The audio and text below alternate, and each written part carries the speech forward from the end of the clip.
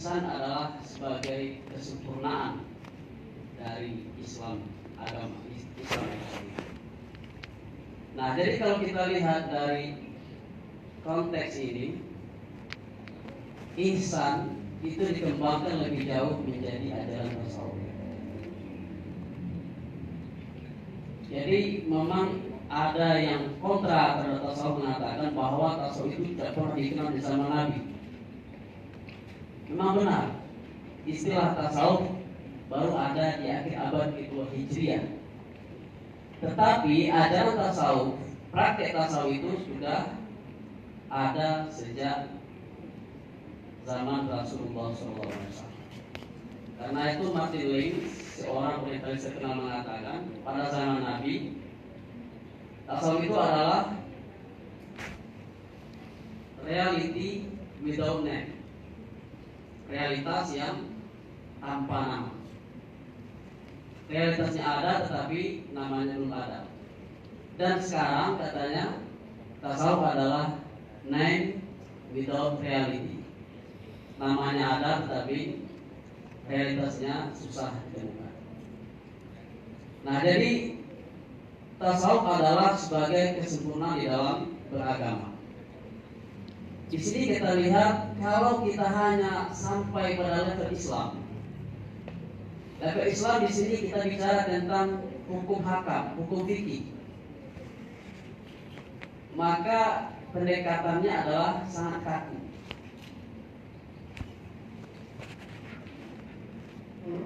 Harus kita lanjutkan ke tingkat yang ketiga, yaitu pendekatan ihsan tasawuf. Pendekatan tasawuf adalah pendekatan yang lebih elastis.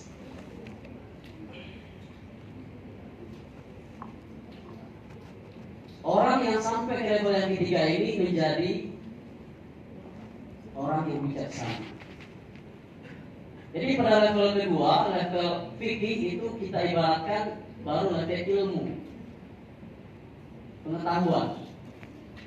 Level yang ketiga, tasawuf itu levelnya hikmah, atau dalam bahasa Arabnya disebut dengan, dalam bahasa Inggris disebut dengan wisdom. Jadi kita mengetahui hukum hal dan haram, benar dan salah, tetapi tidak cukup hanya sekedar pengetahuan tersebut. Kita juga perlu hikmah. Bagaimana cara mengaplikasikan hukum tadi di lapangan?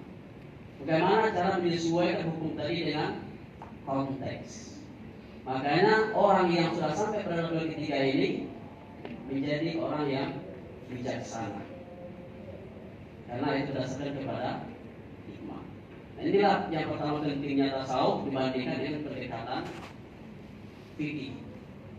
Jadi pendekatan fikih itu pendekatan yang masih pada level pengetahuan, itu sangat kaku. Sedangkan pendekatan tasawuf pendekatan yang elastis, karena berdasarkan kepada hikmah. Saya kasih satu contoh konkret bahwa pendekatan hikmah ini bukan hanya mengada-ada, tetapi sudah dicontohkan oleh Rasulullah SAW. Dalam kitab Bulughul Maram, kitab-kitab hadis yang berkaitan dengan fikih, diceritakan bahwa pada suatu hari seorang Arab Badui yaitu orang Arab yang hidup nomaden, berpindah-pindah, hidup di padang pasir. Jadi secara intelektual orang Badui ini intelektualnya agak rendah dibandingkan orang kota, orang Madinah. Seorang Badui masuk ke Masjid Nabawi, Masjid Nabi. Kemudian dia lalu kencing di salah satu sisi dalam Masjid Nabi. Nah, waktu itu Masjid Nabi belum ada seperti sekarang, belum ada lantai dari semen, dari pakai granit seperti ini, tapi masih dalam bentuk pasir, si pasir. Kalau kita menyaksikan seorang yang kencing dalam masjid, kira-kira apa reaksi kita? Apa? Marah ya. Ini maaf, ini kita ceritakan sedikit dan mungkin buka celananya, mau kencing, reaksi kita apa kalau kita melihat? Pasti kita stop. Jangan di sini, di luar.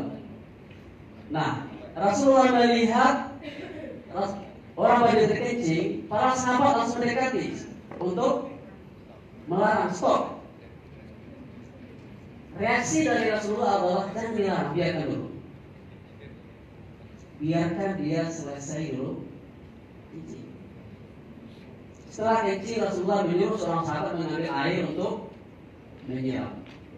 Setelah itu baru babi tadi dikasih tahu bahwa tidak boleh kencing dalam masjid. Ini tempat ibadah, kita harus suci. Apa yang kita ambil dari cerita ini? Inilah yang disebut dengan pendekatan hikmah yang lebih tinggi dari pendekatan fikih. Pendekatan fikih sudah jelas bahwa tidak boleh kencing dalam masjid, ini tempat ibadah, ini tempat suci. Tetapi Rasulullah seorang yang memiliki hikmah, dia tidak melarang. Kalau seseorang sedang kencing dilarang, gimana kira-kira? Hah? Baru jalan kan? Jadi biarkan dulu, dan kalau seandainya dia mau pergi, pasti najis tadi akan tersebar lebih banyak. Makanya Rasulullah mengatakan biarkan dia selesai dulu, nanti disiram dan diajar bagaimana caranya membuang hajat. Nah, ini contoh dari pendekatan hikmah. Bagaimana mengaplikasikan ilmu atau fikih dalam konteks sempit, ilmu dalam konteks luas itu di lapangan, menyesuaikan dengan keadaan. Nah, ini perbedaan dari pendekatan fikih dan pendekatan tasawuf.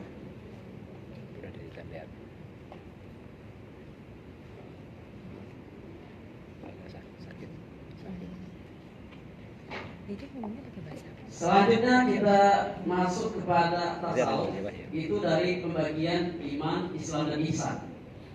Ada juga yang bagi ajaran Islam itu kepada dua level. Yang pertama level aspek zahir atau eksoteris, yang kedua aspek batin disebut dengan esoteris. Aspek zahir atau lahiriah itu adalah domainnya fikih. Sedangkan aspek batin atau esoterik itu adalah domainnya tasawuf. Kenapa ada dua dimensi ajaran Islam ini? Ada aspek zahir dan batin. Karena seperti dijelaskan oleh Pak Fuad tadi, bahwa manusia itu terdiri dari dua unsur juga. Aspek zahir yaitu jasmani, aspek batin yaitu rohani. Dan bahkan dalam filsafat Islam, dalam menurut ulama Islam, para sufi juga, hakikat manusia itu sendiri adalah rohani. Jasmani hanyalah sebagai alat atau anggota dari rohani. Jadi tasawuf perhatiannya adalah kepada hal yang bersifat mental spiritual, bukan hal yang bersifat fisik materi.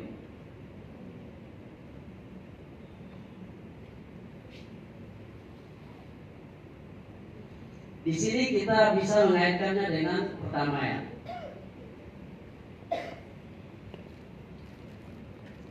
Untuk menciptakan perdamaian itu harus dimulai dari pribadi manusia. Sedangkan hakikat manusia itu adalah ruhani. Karena itu tingkah laku manusia, perbuatan manusia, tindak tanduk manusia itu merupakan cerminan apa yang ada di dalam rohani manusia. Kalau rohaninya bersih suci, maka tindakan dan perbuatan yang lahir juga baik. Kalau rohaninya kotor, sifat-sifat yang tercela, maka perbuatannya, tingkah lakunya juga tidak baik. Ini dalam perkara dikatakan az-zahiru mir'atul batin. Yang zahir adalah cermin dari yang batin. Jadi tujuan tasawuf adalah untuk mendekatkan diri kepada Allah sedekat mungkin dengan kata penyucian diri. Atau dalam bahasa Arab dengan tazkiyatun nafs. Nah, di sini peran penting tasawuf dalam menciptakan perdamaian. Dimulai dari dalam. Jadi perdamaian itu dimulai dari dalam jiwa manusia, disebut dengan inner peace, kedamaian batin. Kalau jiwa manusia sudah suci, sudah bersih, insya Allah perilakunya juga semuanya terpuji. Tidak akan ada lagi aksi teror, aksi merugikan orang lain, menzalimi orang lain dan lain sebagainya. Jadi manusia yang telah mencapai kesucian itu dalam tasawuf disebut dengan insan kamil, manusia sempurna. Dan inilah manusia ideal di dalam konsep tasawuf. Kemudian kita masuk kepada karakter tasawuf. Bagaimana tasawuf ini sangat penting kita gunakan sebagai pendekatan dalam menciptakan perdamaian. Yang pertama tadi sudah saya jelaskan bahwa karakter tasawuf itu adalah tidak kaku atau bersifat elastis, mengedepankan akhlak. Yang kedua, tasawuf lebih mengedepankan nilai cinta, kasih sayang. Jadi kalau filsafat itu mengedepankan rasio, walaupun tidak sepenuhnya rasio, tapi lebih banyak memakai rasio, intelek, dalam tasawuf itu lebih banyak memakai rasa, kaum. Dan rasa itu lebih berkaitan dengan cinta dan kasih sayang. Jadi bagi yang belum pernah jatuh cinta, belum bisa menjadi sufi.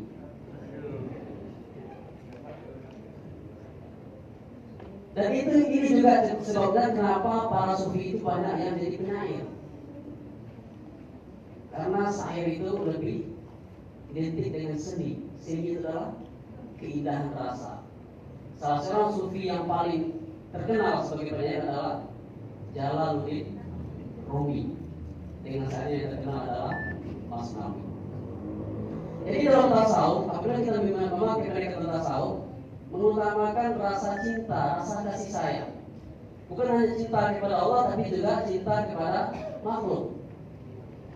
Kalau Anda mencintai kekasih Anda, pasti Anda juga mencintai hal-hal yang berkaitan dengan kekasih Anda. Betul atau tidak? Kita mencintai istri kita, contoh. Kita juga mencintai, mengasihi keluarganya. Sudah jelas. Kita mencintai Allah, implementasinya adalah kita juga mencintai makhluk Allah. Jadi karena itu dalam tasawuf kita tidak boleh memandang makhluk Allah itu dengan pandangan benci. Nah ini sekarang lagi hangat juga kan, akhir-akhir ini apa namanya, perkataan frasa ujaran kebencian itu sangat sering disebut. Ujaran kebencian. Nah ujaran kebencian itu berasal dari rasa benci di hati. Cinta dan benci itu adalah bertolak belakang. Cinta akan menyatukan kita, sedangkan benci akan memisahkan kita, menjauhkan kita. Benar atau tidak? Benar atau benar? Benar atau benar ya?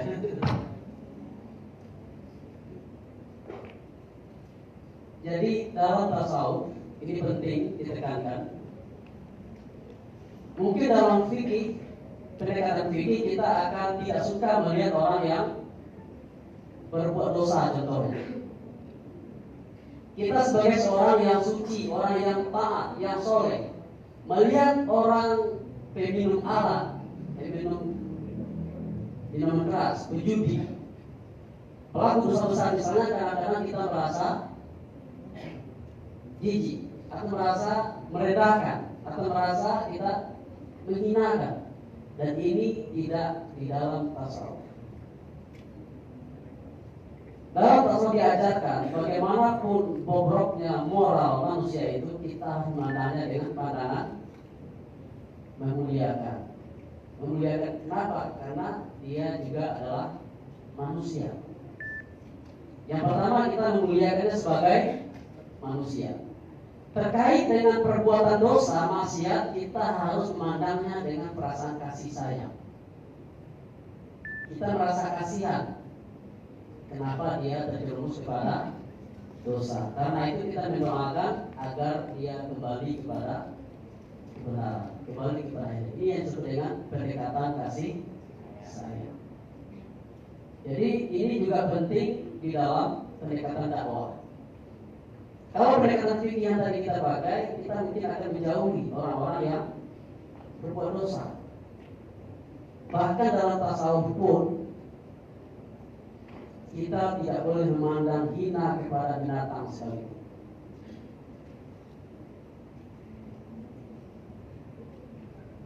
Ini mohon maaf, saya bicara binatang yang paling hina itu kira-kira apa dalam hidup kita sehari-hari? Contohnya ini anjing, contoh. Mohon maaf. Cebong. Ini nanti dikaitkan dengan politik. Kenapa kita, kalau seandainya anjing itu bisa berbicara, ini contoh. Kenapa, wahai manusia, kenapa kalian memandang hina kepada saya? Saya menjadi anjing bukan karena kehendak saya. Seandainya saya punya keinginan, mungkin saya ingin lebih mulia dari manusia. Anjing itu menjadi anjing itu karena bukan pilihan, adalah pilihan kehendak Allah. Jadi begitu mulia ajaran tasawuf, bahkan kita tidak boleh memandang hina kepada makhluk sekalipun. Mungkin kita manusia ini dalam konteks tertentu mungkin kita bisa berpotensi lebih hina dari hewan. Tsumma radadnahu asfala safilin. Manusia berpotensi bisa menjadi lebih hina dari hewan. Jadi kemudian kita lihat selanjutnya adalah sebagaimana dikatakan oleh Pak Fuad tadi bahwa manusia itu memiliki juga hawa nafsu. Di sini juga perspektif tasawuf, bahwa tasawuf menekankan pentingnya mengendalikan hawa nafsu. Orang yang ingin mensucikan jiwanya harus bisa mengendalikan hawa nafsu. Selama nafsu masih mengendalikan diri kita, maka kesucian jiwa itu tidak akan pernah tercapai. Nah, kita lihat konflik yang terjadi dalam dunia ini, dalam kehidupan bermasyarakat, dalam konteks lokal maupun global, itu berawal bersumber dari hawa nafsu. Kita lihat, kita baca sejarah, Qabil, kenapa dia membunuh saudaranya Habil? Karena nafsu. Karena dia tidak rela, tidak menerima bahwa kembarannya menikah dengan Habil. Jadi apabila hawa nafsu tadi terkawal, insya Allah tidak akan ada terjadi konflik, perbuatan-perbuatan yang menuju kepada konflik. Jadi seperti yang dikatakan oleh, saya kaitkan dengan pernyataan Pak Sunario tadi, bahwa manusia itu berpotensi untuk melakukan peperangan, konflik misalnya. Dan hal ini sudah dikatakan oleh malaikat. Ketika Allah ingin menciptakan manusia sebagai khalifah, malaikat berkata, ataj'alu fiha ma yufsidu fiha wa yasfiku dima wa nahnu nusabbihu bihamdika wa nuqaddisu lak. Qala inni a'lamu ma la ta'lamun. Allah berkata kepada para malaikat, wahai malaikat, saya akan menciptakan makhluk di bumi yang bernama manusia untuk menjadi khalifah. Malaikat mengkritik, ya Allah, kenapa engkau menciptakan manusia sebagai khalifah, mengangkat manusia sebagai khalifah, memilih manusia sebagai khalifah? Karena manusia itu nanti berpotensi untuk melakukan pertumpahan darah, peperangan, dan berbuat kebinasaan di bumi. Namun sebenarnya manusia itu tidak hanya berpotensi melakukan kejahatan, tapi juga berpotensi melakukan kebaikan. karena adanya hawa nafsu tadi dan akal. Sebagaimana dalam surah As-Sams, wa nafsim wa ma sawwaha fa alhamaha fujuraha wa taqwaha. Allah menciptakan diri dan kesempurnaannya. Allah memberikan potensi kebaikan dan kefasikan. Jadi potensi ini dua ada potensi untuk menjadi suci, ada potensi untuk menjadi jiwa tadi menjadi kotor, menjadi durhaka. Terakhir saya masuk kepada dalam perspektif historis, bahwa pendekatan tasawuf itu sangat efektif. Telah terbukti dalam sejarah bahwa kesuksesan Islamisasi Nusantara Asia Tenggara ini adalah berkat dari jasa para sufi. Ini pendapat yang dikemukakan oleh sarjana Australia H. Jones yang didukung oleh Prof. Azumati Azra dan juga oleh S.K. Fatimi dari Singapura. Kemudian sarjana lain yang mengakui bahwa peran besar sufi dalam Islamisasi Nusantara ini adalah seperti Snow Thorburn, Syed Naqib Al-Atas, juga Alwi Shihab, juga dari Malaysia Mahyudin Haji Yahya, juga Abdul Rahman Haji Abdullah. Jadi kenapa para sufi berhasil mengislamkan Nusantara? Jawabannya adalah karena sufi tadi memakai pendekatan metode hikmah yang saya katakan tadi. Bukan pendekatan fikih yang hitam putih, tapi pendekatan hikmah. Jadi selama masuk ke Nusantara berhasil dislamkan secara besar-besaran itu dengan cara damai, bukan dengan cara kekerasan. Jadi di sini kita lihat bagaimana tasawuf itu memiliki karakteristik damai, dan ini sangat efektif, telah terbukti dalam dakwah Islamisasi Nusantara. Pernyataan dari Jones ini didukung oleh sumber lokal seperti hikayat, seperti hikayat Hang Tuah, juga hikayat Raja Pasai, juga seperti hikayat hikayat Merong Mahawangsa. Dan juga kita lihat dalam sejarah para ulama, para dai itu kebanyakan bergelar Syekh, Makhdum, Maulana, dan Sunan di Jawa. Ini adalah gelar-gelar yang dipakai oleh para sufi. Jadi dapat kita tarik satu kesimpulan bahwa tasawuf merupakan salah satu pendekatan penting yang boleh kita gunakan dalam menciptakan perdamaian dunia. Mungkin sekitar itu saja dulu. Assalamualaikum warahmatullahi wabarakatuh. Terima kasih, Mas Irfan. Kita sambil menunggu